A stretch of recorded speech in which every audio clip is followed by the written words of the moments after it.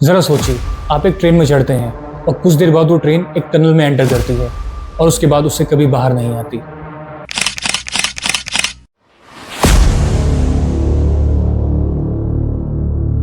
सोचने में ही कितना डरावना है, लेकिन ऐसी एक घटना इटली में घट चुकी है, जहां एक ट्रेन देखते ही देखते गायब हो जाती है और लौट कर नहीं आती। ना कोई एक्सीडेंट, ना ही कोई क्लू। रह जाता है तो एक सवाल, आखिर वो ट्रेन गई तो गई कहाँ? ये कहानी है एक ट्रेन की जिसका नाम था द ज़ेनिटी ट्रेन। एक ऐसी अनसोल्ड मिस्ट्री जो हकीकत और फिक्शन के बीच की दीवार को तोड़ देती है। एक ऐसी कहानी जो इटली से शुरू होती है एक ट्रेन से और ख़त्म होती है एक ऐसे सवाल पर जिसका जवाब साइंस के पास भी नहीं है। साल 1911, इटली का शहर रोम। इटली की एक प्राइवेट रेल कंपनी ज़ेनिटी अपना नया एक्सपेरिमेंटल ट्रेन मॉडल लॉन्च करती है।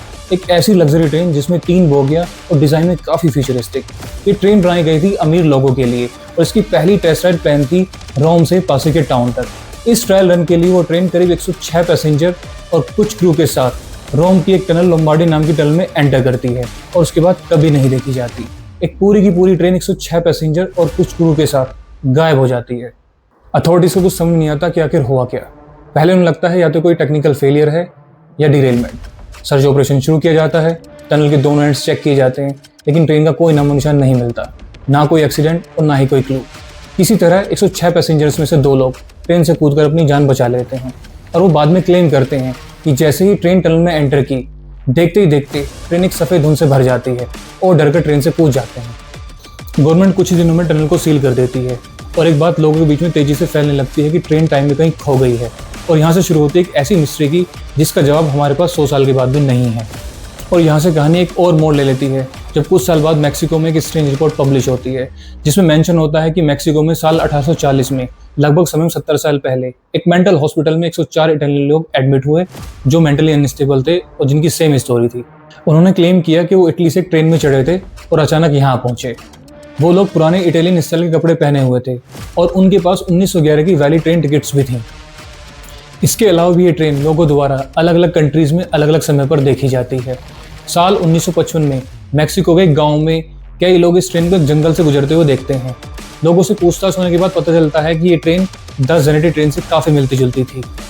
और ऐसी एक घटना रशिया में साल 1990 में हुई, जहाँ एक मेंटल हॉस्पिटल के एक डॉक्टर ने बताया कि उनके पास एक पेशेंट आया था जो इटालियन बोलता था और उसने बताया वो साल 1911 से है और उसे उसके घर वापस जाना है। लेकिन सबसे रिसेंट इंसिडेंट 2015 का है, जहां यूक्रेन की एक एबेंडन रेल लाइन पर कुछ लोगों ने एक स्टीम ट्रेन को गुजरते हुए देखा। तो सवाल उठता है, क्या ये टाइम ट्रेवल था? कुछ थ्योरीज की माने तो टनल के अंदर एक मैग्नेटिक फील्ड या स्पेस टाइम वोर्टेक्स एक्टिवेट हुआ जिसकी वजह से ट्रेन एक दूसरी टाइमलाइन में चली गई। लेकिन दूसरी तरफ कुछ लोगों का मानना यह भी है कि महज एक बस मास हेलुसिनेशन था। कुछ कॉन्स्पिरेसी थ्योरीज का मानना यह भी था कि इटली गवर्नमेंट ने पूरा मामला छुपाया क्योंकि उनको पता चल गया था कि उन्होंने गलती से एक टाइम पोर्टल एक्टिवेट कर दिया है। अगर हम इन कहानियों को नज़रअंदाज कर भी देते हैं तो मेंटल हॉस्पिटल के वो रिकॉर्ड्स, उन पैसेंजर्स के वो ओल्ड स्टाइल कपड़े और 1911 की वो वैली ट्रेन टिकट्स, उनका क्या? क्या एक पूरी की पूरी ट्रेन पैरेलल डायमेंशन में चली गई?